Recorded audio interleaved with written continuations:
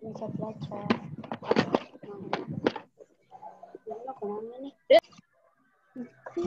Wes, tolong ya Mbak.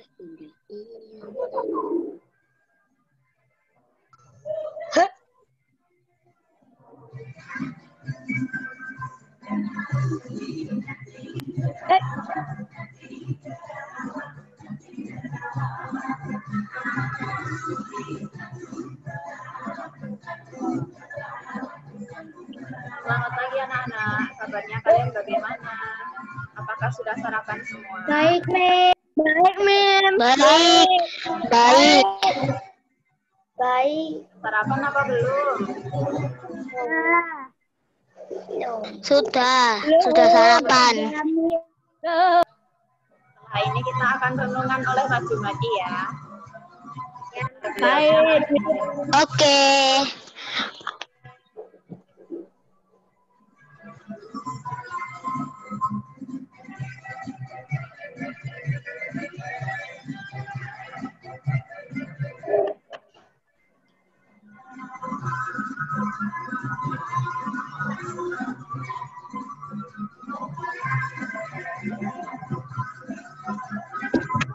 Pak Jumadi.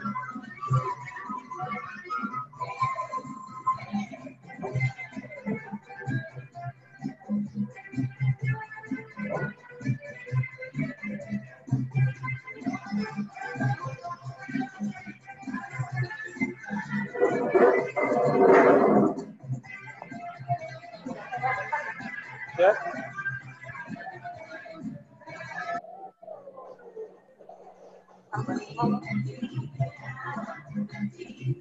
Pagi, Pak. Pagi Pak Jumadi. Pak Pagi, Jumadi. Pak Jumadi. Pak Jumadi. Pagi Pak Jumadi. Pagi, Pak Jumadi. Selamat pagi, Pak Jumadi. Selamat pagi anak-anak.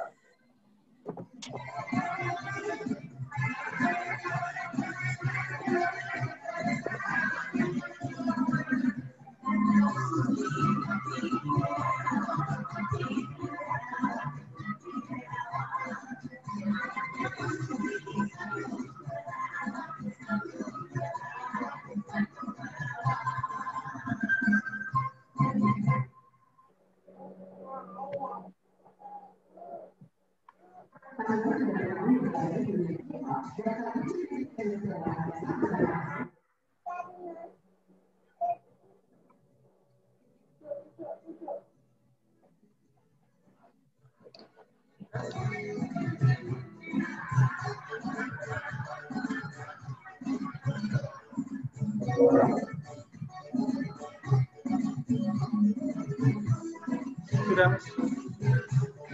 Sudah. Ini musiknya.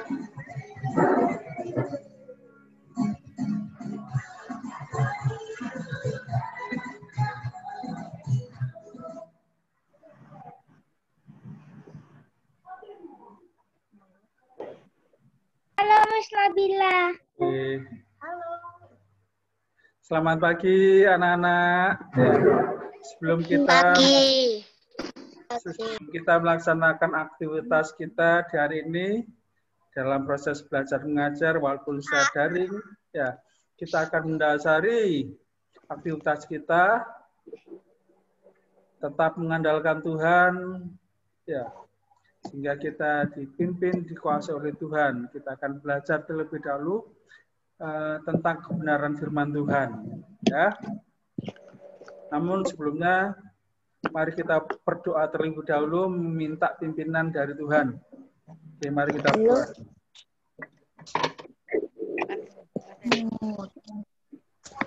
Vincent, berdoa. Sikap doa yang baik, semuanya kita menghadap Tuhan harus hormat. Tidak bisa dengan main-main. Suara.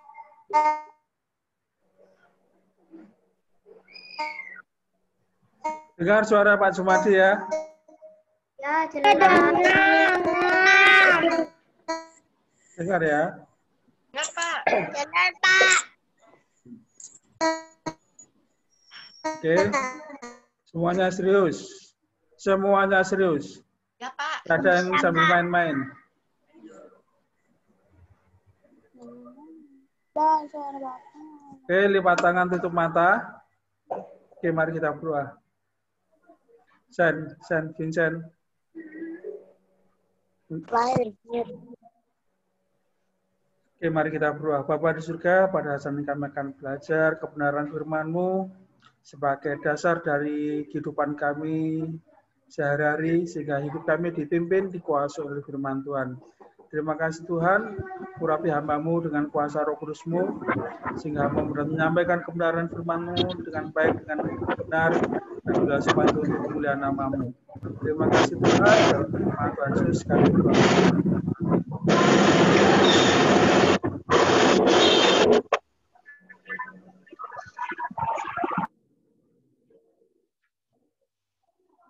Oke anak-anak, buka Alkitabnya di dalam kitab Matius.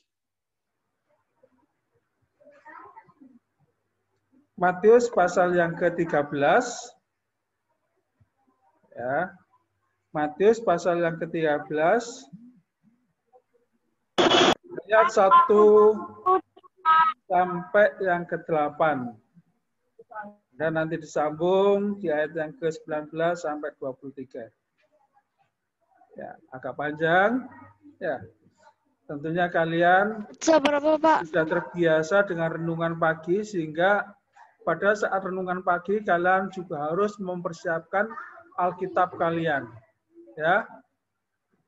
Usahakan semuanya ya, yang sudah bisa membaca, diusahakan baca Alkitab. Ya. Mungkin kalau yang kelas 1 yang belum bisa baca, oke lah. Saya bisa memaklumi, tetapi kelas 2 sampai kelas 6 saya yakin sudah bisa membaca dengan lancar. Dan diusahakan bawa Alkitab. Ya. Oke. Matius pasal yang ke-13 ayat 1 sampai ke-23. Tapi nanti saya akan potong, tidak saya baca semuanya. Perumpamaan tentang seorang penabur. Pada hari itu keluarlah Yesus dari rumah itu dan duduk di tepi danau. Maka datanglah orang banyak berbondong-bondong lalu mengerumuni dia.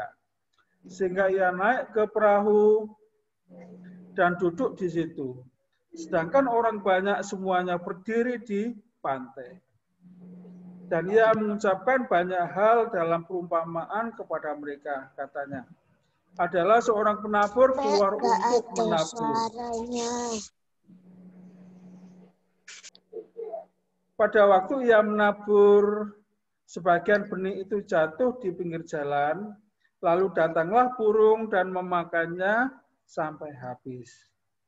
Sebagian jatuh di tanah yang berbatu-batu, yang tidak banyak tanahnya, lalu benih itu pun segera tumbuh karena tanahnya tipis.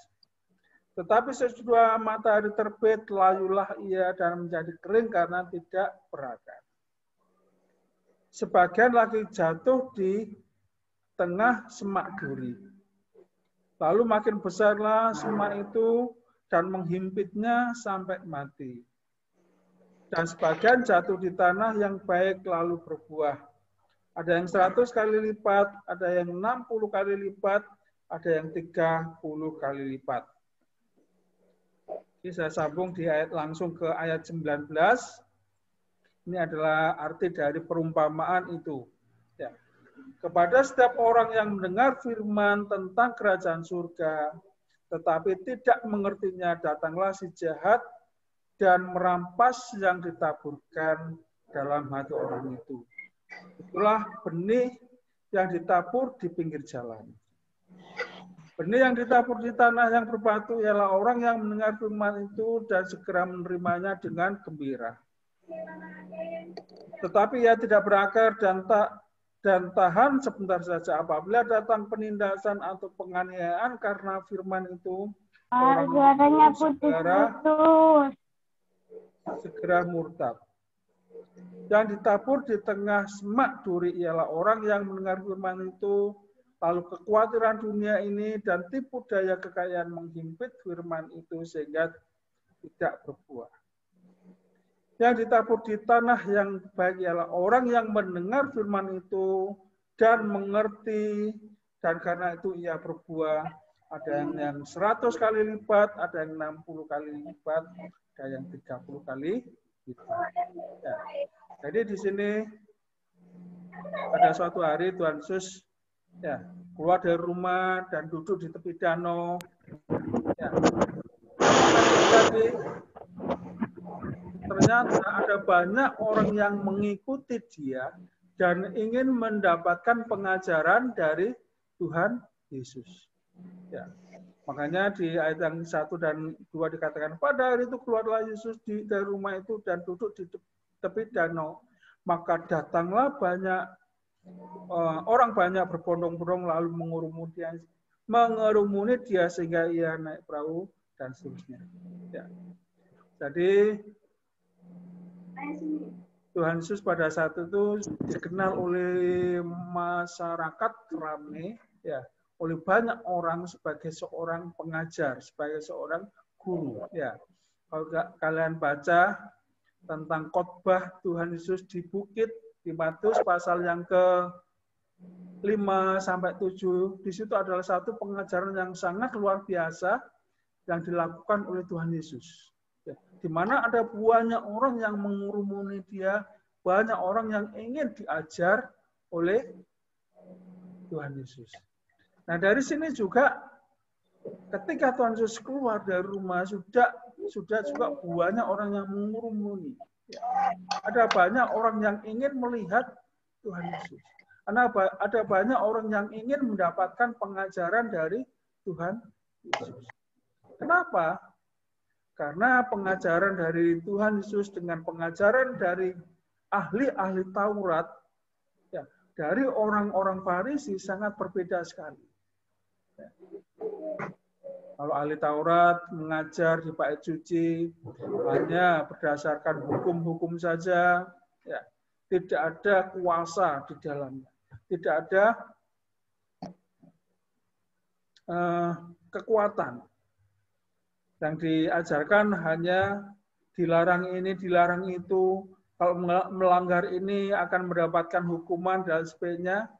Sehingga pengajaran dari ahli Taurat, istilahnya semacam kayak dipasang hook, ya, memberikan aturan-aturan yang sangat sulit untuk dilakukan. Bahkan dilakukan oleh ahli Taurat atau sang pengajar itu sendiri. Itulah perbedaan antara pengajaran dari ahli Taurat dengan pengajaran dari Tuhan Yesus Kristus. Sehingga banyak orang yang senang dan ingin mendapatkan pengajaran dari Tuhan Yesus. Tetapi ya, dari sekian banyak orang itu tidak semuanya, saya katakan tidak semuanya memiliki tujuan atau motivasi yang benar. Ya. Ada juga yang memiliki ya, motivasi yang salah. Ya, mungkin ya dia datang kepada Tuhan Yesus agar diberkati oleh Tuhan, ya, untuk mendapatkan berkat, untuk diberi makan, agar sakitnya disembuhkan dan sebagainya, sehingga motivasi datang kepada Tuhan hanya untuk kepentingan pribadi. Ya, makanya dari situ Tuhan Yesus mengajarkan paling tidak ada 4 tipe orang yang mendengarkan firman Tuhan. Ya.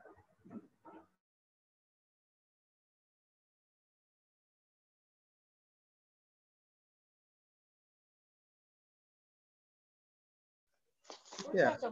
Kepada setiap orang yang mendengar firman Tuhan tentang kerajaan surga tetapi tidak mengerti, ya, datanglah si jahat dan merampas yang ditaburkan dalam hati orang itu. Itulah benih yang ditabur di pinggir. Ya. Yang menjadi pertanyaan, kenapa dia sudah mendengar tetapi tidak mengerti? Dia mendengar tetapi tidak mengerti sama sekali. Ya. Makanya ini juga bisa terjadi dalam kehidupan kita. Ya. Salah satu contoh saat ini saja, ya. Mudah-mudahan ya. Mudah-mudahan semua yang mengikuti renungan ini semuanya mengerti. Ya. Tetapi seandainya ada yang tidak mengerti, Pak Jumadi bertanya, kalian serius enggak sih mendengarkan firman Tuhan itu? Kalau kalian mendengarkan firman Tuhan sambil main-main, ya, sambil main-main, ya, bisa mengerti? Saya rasa enggak. Bisa. Ya. Makanya di dalam mendengarkan firman Tuhan dibutuhkan keseriusan, dibutuhkan kesungguhan. Kalau kalian mendengarkan sambil main-main, saya yakin kalian tidak akan mengerti. Sehingga firman Tuhan itu dirampas oleh iblis. Dan kalian tidak mendapatkan apa-apa. Ya, istilahnya masuk dari telinga kanan, keluar di telinga kiri. Mending masuk. Kalau tidak masuk sama sekali di telinga, ya, ada yang mendengar firman Tuhan, telinganya dikasih headset, mendengarkan lagu-lagu, ya, kelihatannya mendengar, tetapi sebenarnya tidak mendengar sama sekali, ya, itulah orang yang tidak bisa mendengar dengan baik. Sehingga ketika selesai firman Tuhan disampaikan, tidak ngerti apa-apa. Ya. Kemudian tipe orang yang kedua adalah benih yang ditabur di tanah yang berbatu-batu. Ialah orang yang mendengar firman itu dan segera menerimanya dengan gembira. Tetapi ia tidak berakar dan tahan sebentar saja. Apabila datang penindasan atau penganiayaan karena firman itu, orang itu segera murtad. Ya, ini adalah tipe orang yang kedua. Kayaknya mendengar, serius. Ya, tetapi ya karena firman Tuhan itu susah untuk dilakukan dan mengandalkan kemampuan diri sendiri, ya. Ketika ada tantangan, penindasan, bahkan penganiayaan, ya, dari dunia dia mulai undur diri dari imannya. Imannya mati. Kenapa? Tidak bisa mendengar dengan baik, dengan benar. Kenapa? Karena ada banyak hal yang merasuki hidupnya. Ya. Kemudian, ya, cepat saja, tipe orang yang ketiga yang ditabur di tengah semak duri ialah orang yang mendengar firman itu, lalu kekhawatiran dunia ini dan tipu daya kekayaan menghimpit firman itu sehingga tidak berbuah. Ya. Jadi ketika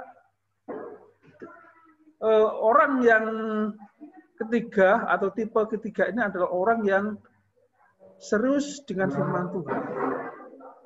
Tetapi pikirannya dikacaukan oleh kekhawatiran dunia. Ya, tentang masa depan. Sehingga dia mulai khawatir, ya. Dan kemudian tipu daya dunia, sehingga membuat orang ini tidak bisa bertumbuh. Hal-hal duniawi menguasai hidupnya. Ya. Jadi dia berpikir bahwa kesuksesan hanya terletak pada hal-hal materi saja.